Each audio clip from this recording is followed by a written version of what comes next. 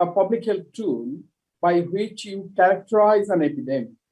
However, that does not mean that a particular state should test anybody and everybody. That is not a testing strategy, a testing approach.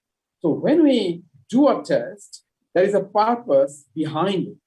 So the way epidemic was behaving in 2020 January is very different from the way it behaved in, let's say, January 2021.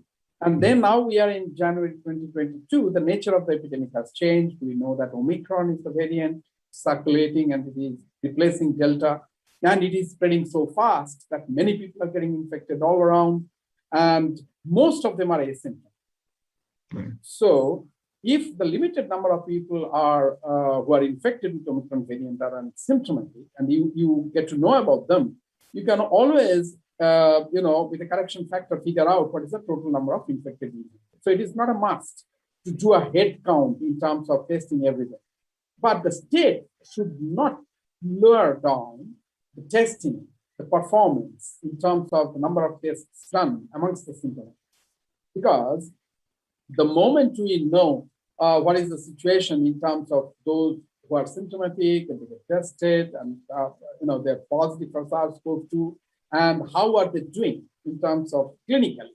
That's very important because that will be reassuring if you can see that most of the infected people are becoming all right at home and they need not to rush to the hospital.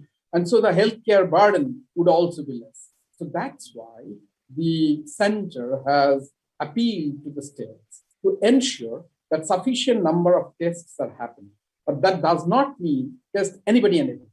So the recent testing guideline clearly says that the asymptomatic contacts of symptomatic individuals need not get tested. But as they have somebody in the family who is symptomatic, they should try monitor their own health. And if they are not running out to be symptomatic, fine, but they should use masks while they are in the family or in the public place. On the other hand, those who are symptomatic can do the home test or rapid antigen test. And if that test turns out to be positive, then there is a very easily comprehensible or understandable home-based care guideline